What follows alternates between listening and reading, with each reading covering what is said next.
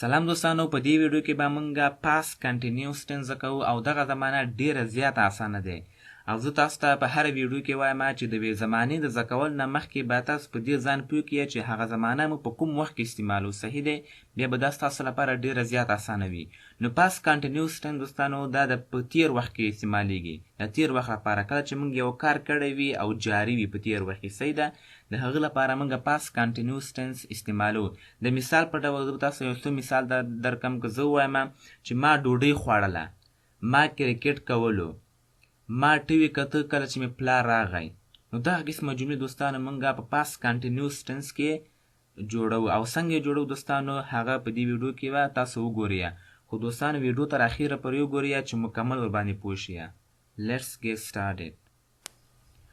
نو د دې زمانې د زکول لپاره باید تاسو لومړی د دې زمانې helping verbs یعنی کومکی فعلونه زده کړئ چې دې زمانې کومکی فعل کوم یو دي. صحیح ده؟ دا په هر زمانه کې ډېر زیات مهم دي. دا helping verbs کومکی فعلونه. صحیح ده؟ نو د دې زمانې کومکی فعلونه دوستانو هغه دي was او were. was were د دې زمانې کومکی فعلونه دي. صحیح ده؟ نو was موږ استعمالو دوستانو له he، له I، he، she، it او singular noun سره موږ was استعمالو. صحیح ده؟ او ور استعمالیږي دوستانو له you، we، they او plural noun سره were استعمالیږي. صحیح ده؟ نو دا دې زمانې کومکی فعلونه اصل دا باید تاسو په یاد ولرئ، ډېر زیات مهم دي. نو اوس سره دوستانو د فعل حالات ته form of the verb چې په دې زمانه کې موږ د فعل کوم حالات استعمالو. صحیح ده؟ زه به تاسو مثال درکم. go دا موږ سره یو فعل دی. نو د go دا خپل لومړی حالت دی او د go دویم حالت چې د هغه when دی. د go دریم حالت چې د هغه gone دی او د go څلورم حالت going دی. صحیح دی؟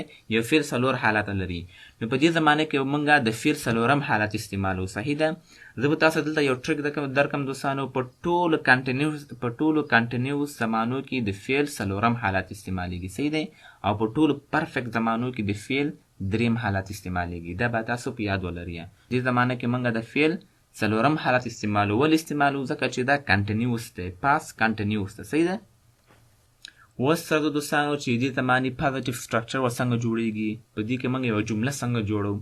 نو دې لپاره موږ سره یو سټرکچر دی دوستانو چې په دې کې لومړی باید تاسو سبجیکټ استعمال کړئ، ورپسې was او were ده. مطلب د کوم سبجیکټ سره کوم یو استعمالیږي. دا تاسو ما مخکې هم ویلي چې له was سره کوم یو استعمالیږي او له were سره کوم یو استعمالیږي. صحیح ده؟ هغه دلته اوس پته ولګېږي.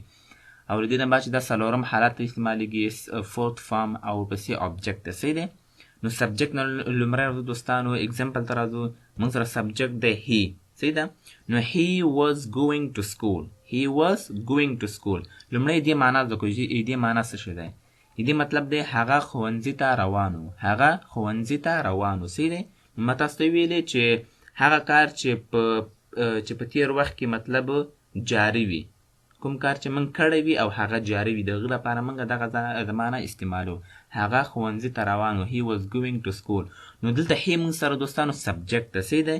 او دا تاسو ته ما ویلې چې له he سره موږ was استعمالو. صحیح دی؟ له he، she، it او له I سره کوم استعمالیږي؟ was استعمالیږي. دې سره موږ was استعمال کوو. او څلورم حالت دلته موږ سره going ده. صحیح دی؟ او object دلته موږ سره school ده. school ته موږ سره object ده. صحیح دی؟ نو دلته وګورئ دوستانو موږ یو مکمل یو مثال زده کړو. بل مثال ته راځو. دوستانو که زه وایم چې we were playing cricket. we were playing cricket. دې مطلب دا دی چې موږ کرکټ کولو. صحیح دی؟ نو دلته وی موږ سره سبجیکټ ته او له وی سره دوستانو موږ ور استعمالو. صحیح دی؟ له وی سره ور استعمالیږي. او ورپسې بیا چې څه استعمالیږي؟ څلورم حالت fourth form of the verb استعمالیږي. نو د پلی څلورم حالت playing ده. صحیح دی؟ او ورپسې object موږ سره کرکټ دی. نو we were playing cricket. موږ کرکټ کولو. دې کې اوس تاسو ډېرې زیاته جملې جوړولی شئ. صحیح دی دوستانو؟ موږ کرکټ کولو، موږ ډوډۍ خوړله، موږ اوبه څښلې، موږ مستي کولې. نو دغه قسمه جملې به تاسو دې کې جوړولی شئ. بل مثال ته راځو. نو دا اوس موږ سره بل مثال دی. I was watching TV when my father came. I was watching TV when my father came. دې مطلب دی ما تلویزیون کتلو کله چې زما پلار راغی. صحیح دی؟ نو دلته وګورئ I was watching TV دا اوس کومه زمانه سوه؟ پاس کنټینیوس ټنس. صحیح ده؟ نو ما تلویزیون کتله کله چې زما پلار راغی. څنګه به وایو؟ when my father came. کله چې زما پلار راغی. دا بیا سمپل پاس ټنس. صحیح دوستانو؟ ما ګوره ما تلویزیون کتلو دا اوس جاري عمل ده صحیح ده ما تلویزیون کتلو when my father came کله چې زما پلار راغی نو دا بیا سیمپل پاست ټینس ده صحیح ده دوستانو سیمپل پاست ټینس هم تاسو ویل ده که چا نه وي کتلی هغه درسره وګورئ نو دوستانو له دې نه نوره اسانه تاسو نشئ زده کولی صحیح ده دا یو ډېره په اسان طریقې سره تاسو ته زمانې درښیم وسره دوستانو نیګیټیو سټرکچر ته چې په دې کې موږ منفي جملې څنګه جوړو صحیح ده د هغې لپاره دغه سټرکچر دوستانو چې لومړی سبجیکټ دی بیا وز ور دی پلس ناټ دی یوازې د وز ور نه وروسته ناټ استعمالیږي یوازې ناټ استعمال کوي له دې نه به څه شی جوړه شي له دې نه به جوړ شي نیګیټیو سټرکچر صحیح دی د مثال په ډول I was not watching TV. I was not watching TV when my father came. هماغه اگزامپل دی دوستانو ما تلویزیون نه کتلو کله چې زما پلار راغی I was not صحیح دی بل مثال ته وګورئ دوستانو They were not speaking in the class.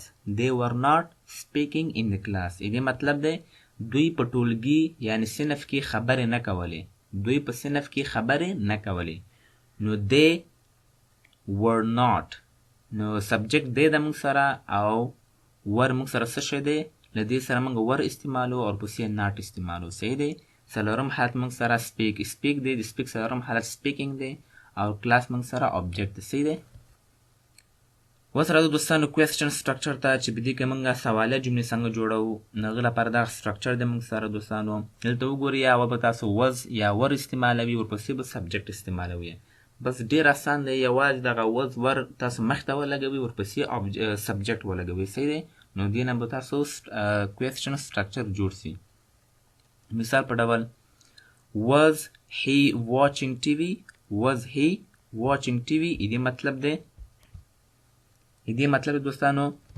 آیا هغه تلویزیون کتلو آیا هغه تلویزیون کتلو نو دلته راځي وز راځي نو وز موږ ولې استعمال کړو ځکه چې دلته سبجیکټ هی دی نو هی سره وز استعمالیږي څه دی was he watching TV آیا هغه تلویزیون وکتلو نو دې جواب دی دوستانو چې yes he was یا no he was not څه دی دې جواب ده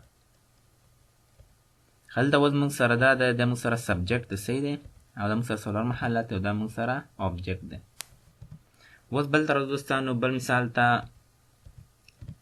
Were we reading the books last night?